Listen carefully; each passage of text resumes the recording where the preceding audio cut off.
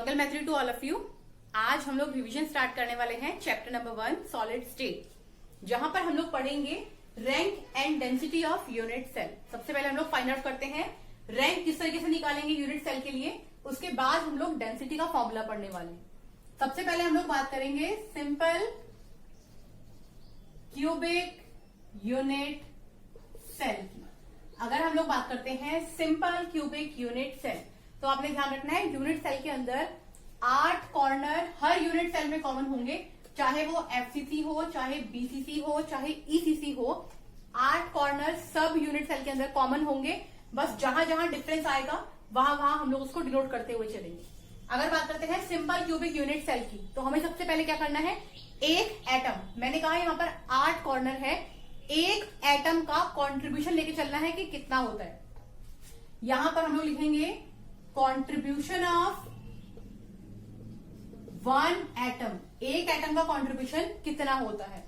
Total यहां पर number of atom है 8 और यहां पर हमें निकालना है एक के लिए कॉन्ट्रीब्यूशन, तो हम लोग लिखेंगे contribution of 1 atom is equals to 1/8। तो हम लोगों को पता लगा कि एक एटम का कॉन्ट्रीब्यूशन 1/8 है। अब हमारे पास टोटल एटम कितने हैं 8, तो हम लोग निकालेंगे कॉन्ट्रीब्यूशन ऑफ 8 एटम, ये हो जाएगा 8 मल्टीप्लाई बाय 1/8 और यहां से वैल्यू निकल के आएगी 1। तो हम लोग कह सकते हैं सिंपल क्यूबिक यूनिट सेल के लिए जो रैंक की वैल्यू होती है वो होती है 1।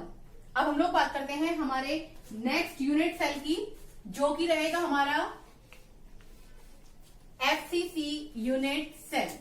तो अगर हम लोग बात करते हैं एफसीसी यूनिट सेल की, तो आपने ध्यान रखना है कि यहाँ पर 8 कॉर्नर तो हर यूनिट सेल के अंदर कॉमन होंगे। अगर बात करते हैं एफसीसी, तो फेस देखने हैं यूनिट सेल के। कैसे देखेंगे, अब जिस रूम के अंदर इस टाइम प्रेजेंट है उस रूम को देखिए, वहां पर 6 फेज है, एक ऊपर एक नीचे, लेफ्ट राइट आगे और पीछे।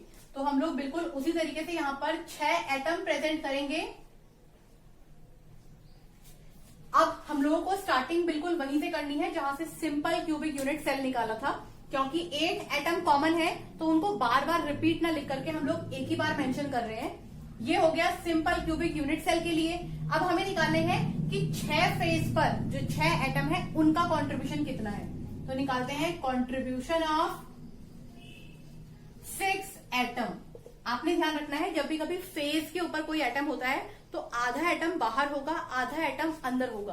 तो आधा मतलब हाफ, नंबर ऑफ एटम है 6 मल्टीप्लाई बाय 6, वैल्यू हो जाएगी 3।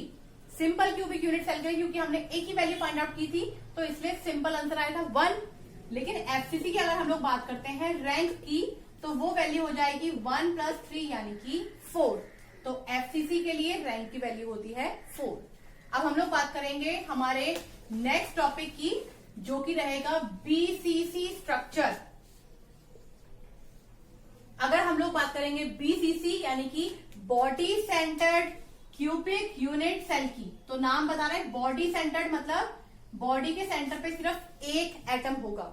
उस यूनिट सेल के लिए रैंक की वैल्यू क्या होगी, तो आपने देखना है 8 एटम के लिए तो कॉमन रहेगी वैल्यू, और सिर्फ एक कॉन्ट्रीब्यूशन ऑफ 1 एटम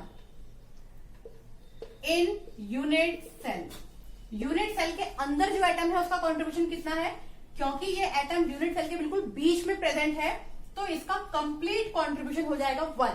अगेन हमारे पास 2 वैल्यू आई है, हम लोग इनको ऐड करेंगे तो ये हो जाएगा रैंक इज इक्वल टू 1 + 1 यानी कि 2। तो हम लोग बोल सकते हैं बीसीसी यूनिट सेल के लिए रैंक की वैल्यू होती है 2।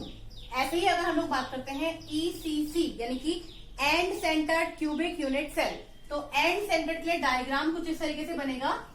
8 हमारे कॉर्नर के जो आइटम है वो तो प्रेजेंट रहेंगे ही, साथ ही किन्हीं भी 2 हम लोग फेजेस के ऊपर एक एक एटम को शेयर कर देंगे। तो इन कॉर्नर्स के जो एटम है उनका कॉन्ट्रीब्यूशन रहेगा 1 प्लस हमारे पास 2 फेजेस हैं, एक फेज पर होता है कॉन्ट्रीब्यूशन हाफ और टोटल है 2, तो ये हो जाएगा 1 + 1 यानी कि 2। तो हम लोग बोल सकते हैं rank for ECC structure is 2। तो इस तरीके से हम लोग फाइंड आउट करते हैं रैंक यूनिट सेल के लिए। अब हम लोग बात कर लेते हैं हमारे नेक्स्ट फॉर्मूले की, जो कि है formula for density.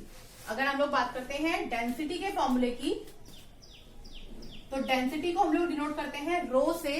Row is equal to होता है Z into capital M upon A cube into NA, जहां पर Z रहेगा rank of unit cell, M रहेगा molar mass of given element, A रहेगा हमारे यहां पर लेंथ या फिर ब्रेथ या फिर हाइट, क्योंकि हम लोग क्यूब की बात कर रहे हैं तो लेंथ ब्रेथ हाइट सेम रहेगी।